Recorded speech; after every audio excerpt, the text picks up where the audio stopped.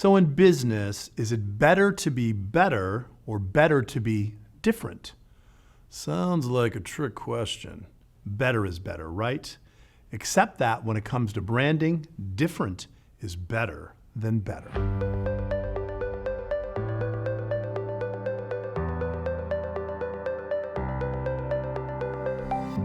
So a dirty little secret is that there are few established best practices when it comes to branding.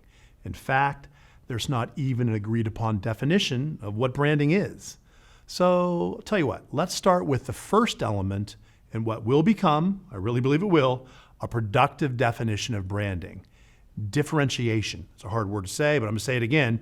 Differentiation is setting your brand apart from competitors by presenting contrasting and valued brand attributes and customer benefits. In other words, you need to immediately communicate the distinct features of your brand and the rational or emotional, people get emotional and they should, benefits they create for your customers that are different from those of your competitors.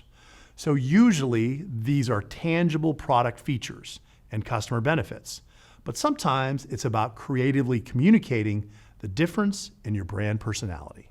By the late 1990s, Apple had lost its mojo as a company. Steve Jobs returned to his CEO role, the conquering hero, refined the product line, and Apple kicked off a new branding campaign with what is now a very famous commercial. "Here's to the crazy ones," the voiceover began as pictures of cultural icons like Albert Einstein, MLK, Maria Callas, and Pablo Picasso flashed on the screen, individuals who changed or challenged our worldview. The spot ended with the iconic tagline, "Think better." Except it wasn't think better, it was think different. Bad grammar and all, think different helped launch Apple back to prominence. So this was Apple communicating that an intangible attribute, its brand personality, was different. Specifically different than IBM, who represented the status quo in personal computers. IBM was known for its longtime motto, think. Apple was think different. There was no brand promise of better to reintroduce Apple to the marketplace, just the intrigue of crazy different. Now at the time, Apple's logo icon was a rainbow of colors. But Apple's logo has changed colors a number of times. What makes the Apple logo icon meaningful is not color. The difference between the Apple icon and ordinary wholesome apples is the bite. Referencing the rebellion in the Garden of Eden, a lust for knowledge, rebellion against established authority. The implied customer benefit is that if you buy a PC, you're an establishment-loving dullard, but buy an Apple computer and you too are a kind of authority-defying rebel. But wait a minute, aren't Apple's products in certain ways better than the competition? And shouldn't your product be better than your competitors? Maybe, and of course. But when it comes to branding, communicating difference is faster and more effective than the laborious and often futile task of claiming and convincing that you're better. Especially when you're a challenger brand, which most brands are, and yours probably is, and not the market leader. Behavioral economics, really cool thing you should look into, looks at the way people make purchase decisions.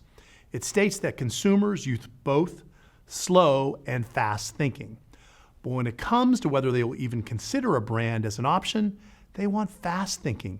Think of slow thinking as deep or complex thinking, and fast thinking is something that's from the gut, immediately discernible to you. Saying you're better is asking people to make a complex analysis of many factors to decide whether you're better than the market leader. It also raises skepticism. You're better? Oh yeah? Says who? You? But saying you're different often just requires simple comparison. Is this apple better than this apple? Based on what? Says who?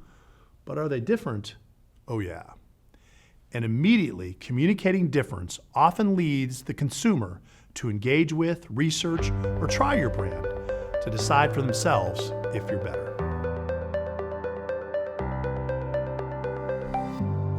If you're a challenger brand, a single difference of substance between you and the leader can also mean owning a valuable niche or niche, people say it both ways, I don't know, in the marketplace that you can expand and eventually grow. That is called brand positioning, and cliffhanger alert, we'll take a bite out of that concept and that element of a productive definition of branding in the next episode of Branding Hacks.